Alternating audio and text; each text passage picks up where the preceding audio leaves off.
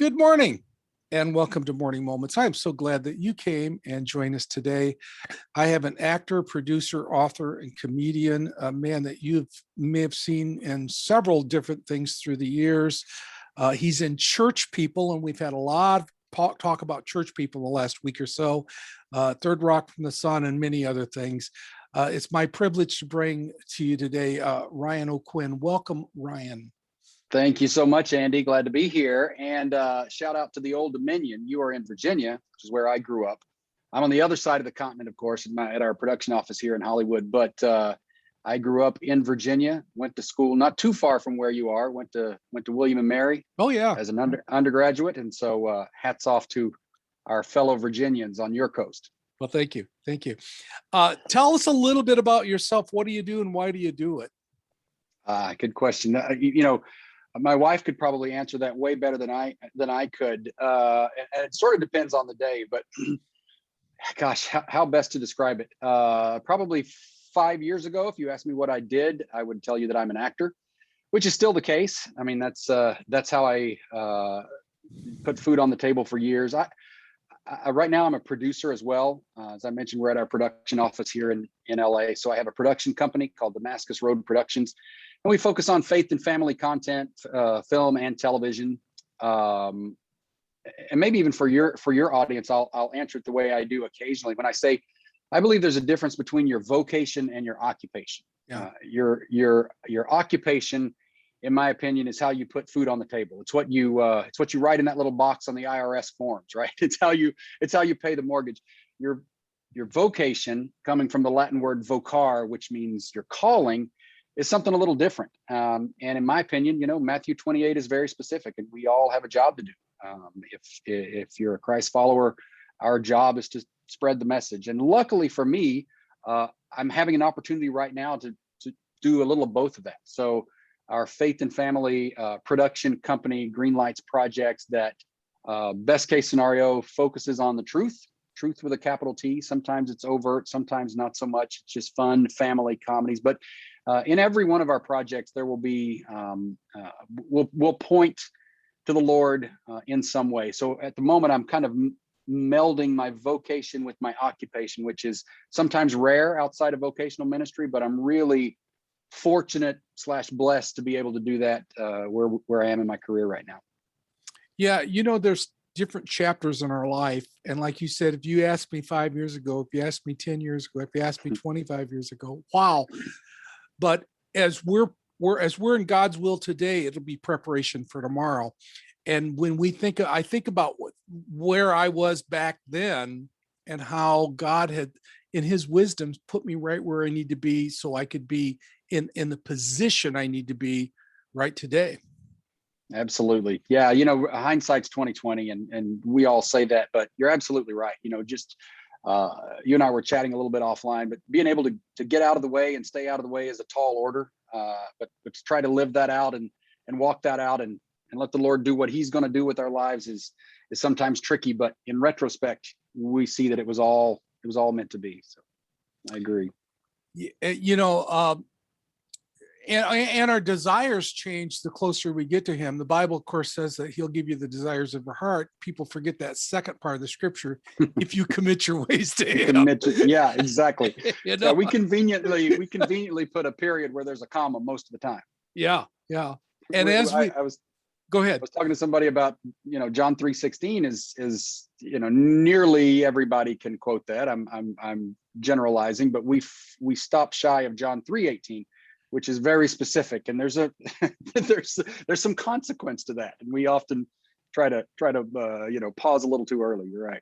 Yeah, it's convenient how we stop at first the certain scriptures that sound good, isn't it? Exactly.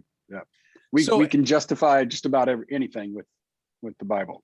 So in our chapters in our life, sometimes as we prepare, we have no idea what God has for us the next adventure, but it is exciting to see with our walk with the Lord that he's in control.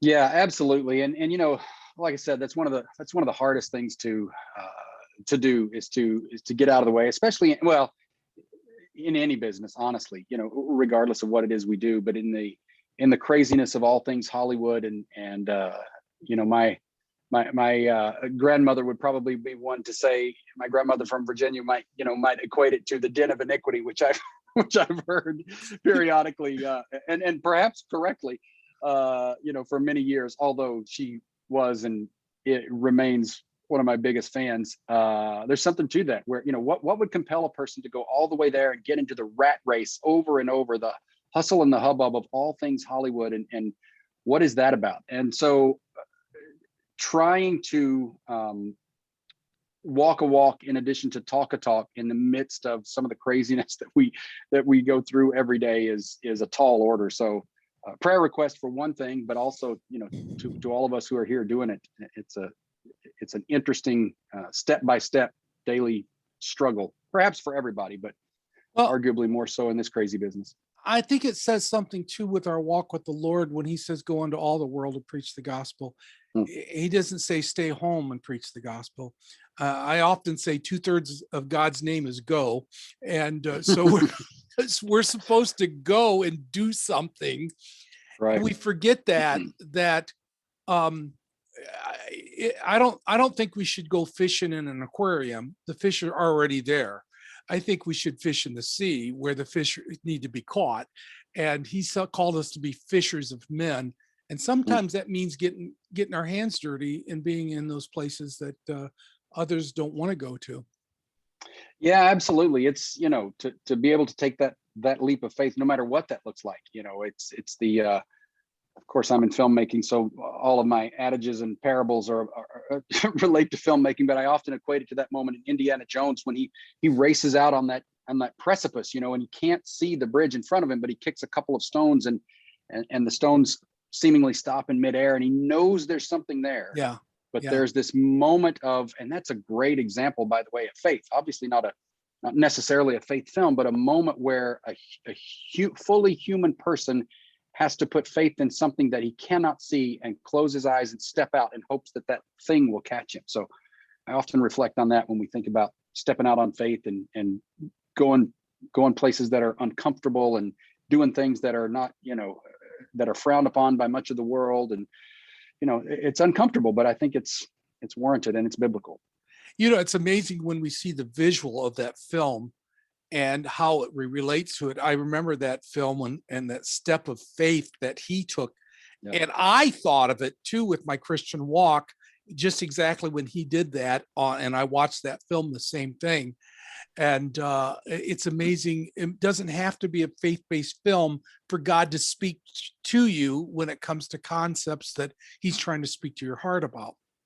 Yeah, absolutely. And that, with our company, we're trying to do exactly that, Andy. And I'm going to steal a quote from one of your past guests, Wes Halula, who I've worked with off and on and worked with on church people. But as we were putting together the mandate of our company and trying to figure out the vision, and it's important to put down succinctly so that your employees and everybody knows exactly what you're trying to do. But having met with Wes off and on a number of times on various different projects, he said, and again, I'm going to credit him with this and steal it from him, but he said, our goal as storytellers / filmmakers should be to move people closer to Christ and whatever that looks like. So in his words, you've got a +10 is as close to Christ as you can be. A +10 on a spectrum. A -10 is your Dawkins and your hardcore atheist. Everybody in the world falls within that spectrum somewhere. What if somebody walked into one of our films as a -4, but they came out as a -2, or they walked in as a +3 and they came out as a +6? Thankfully, our job is not to convert people. In fact, you and I can't convert people. That right. The Holy Spirit's going to do what he's going to do, and thankfully that's not on us. But our job as filmmakers is to move people a little bit closer to that. And so, as I think about that every day, and the mantra as I walk in of on my wall, I don't know who said this, but as I look at the wall of my office every day, it says, "The theater is the church for the world at large. It's where people go to sit in the dark and contemplate life."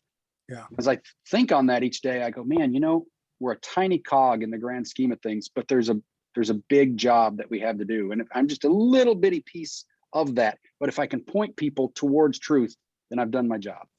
I spoke to two people in this last month, that said they came to Christ they were in a movie theater and they came to Christ because Wow, of that movie. Two people. amazing. Now, Yeah. we think you got to go to church to find Christ, but you can God meets you where you're at, Sure. and Yeah. that's Well, I what. mean, and that's biblical too. I mean, he spoke to Matthew in banking terms. He spoke to Peter in fishing terms, and we need to meet culture where they are, Yeah. and I think there's a need for what we're doing. Yep. Well, we're praying for great success to continue on Church People because you were in that, but also great success for the endeavors you're doing in your production company. Down below in the comment section, I'm going to put Ryan's credits and his accomplishments, and also his website so that people could follow to see what he's doing. And more important than that, and I say this about all my guests, I want you to take the time to pray for Ryan and the industry in which he's in and the battle they're in, because it's a daily battle. And that God would continue to bless him, speak to them, and continue to allow them to bring forth the story that needs to be told at that time, at that moment for that person. Thank you so much, Ryan. Thanks, Andy. I appreciate the time. Thank you. Okay. And thank you for joining me, and keep coming back for some more morning moments.